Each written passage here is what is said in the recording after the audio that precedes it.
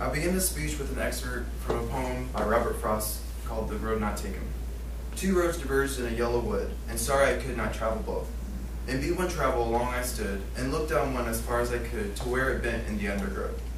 Then took the other as just as fair, and having perhaps the better claim, because it was grassy and wanted wear, though as for that the passing there had warned them really about the same. What is the author trying to say? Why does he use these words to express his message? And how do you personally perceive this poem?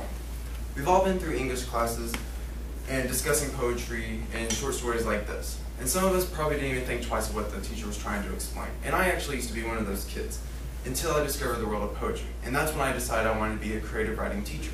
So today I will explain some of the requirements of becoming a teacher, and also I will elaborate my personal reasons and what I hope to get out from becoming a teacher. So let's take a look at some of the requirements. Some basic requirements for becoming a teacher is having a bachelor's degree, but some schools do require a master's degree, and you do need a teacher's license. After graduating, I'd like to become a professor at Missouri State University, and when MSU hires, they follow their public affairs mission. They expect ethical leadership, cultural competence, and community engagement from all their faculty. Also, all applicants must go through a vigorous background check. Robert Cowpell, Chief Knowledge of Employment Background Investigations, said on the recently updated website that this is to protect faculty and students from on-campus violence. But to be a teacher, you can't just achieve the standards of the school. You must also strike interests of the students that you are teaching. In a recent paper from the College Journal, Julia Pepe and Morgan Wang, professors at the University of Central Florida, mentioned that students react better to organization from their professors. Also in another paper by Carol Chaplin, published in 2010 in Phi Delta Kappa, a professional magazine for educators, described some of the characteristics favored in professors. Some of them were an authority in the knowledge of their subject and an expert of the work of the teaching others. Now that I've talked with you about the requirements, let's take a look at why I personally would like to become a teacher. I was inspired not only by the different poets I did read, also by my teachers in my high school career. My first was my 10th grade English teacher, Mrs. Zumal. She helped me discover my inner poet. Also, my second choice was my senior creative writing teacher, Mrs. Frazier.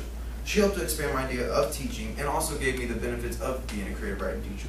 In a recent interview with my 12th grade creative writing teacher, Mrs. Frazier, she explained to me the joys of what she gets every time she reads one of her students' work. The thing about creative writing is that there are no wrong answers. Writing is a way for one to express oneself through words. And I not only hope to help the future generation to learn the fascinating world of poetry, but I also hope to teach them to take what they learn from my class and apply it to the outside world and go for the dreams that they have. Creative writing is a chance to open up to the world without even making a sound.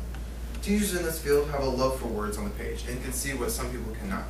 Today I've shared with you some of the requirements for becoming a teacher at MSU, and also my personal reasons of becoming a teacher and what I hope to get out of it.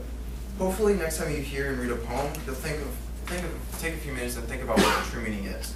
Everyone is unique in their own way, including teachers. So I leave you all with the ending excerpt of Robert Frost's poem, The Road Not Taken. And both that morning equally lay, and leaves no step had trodden black.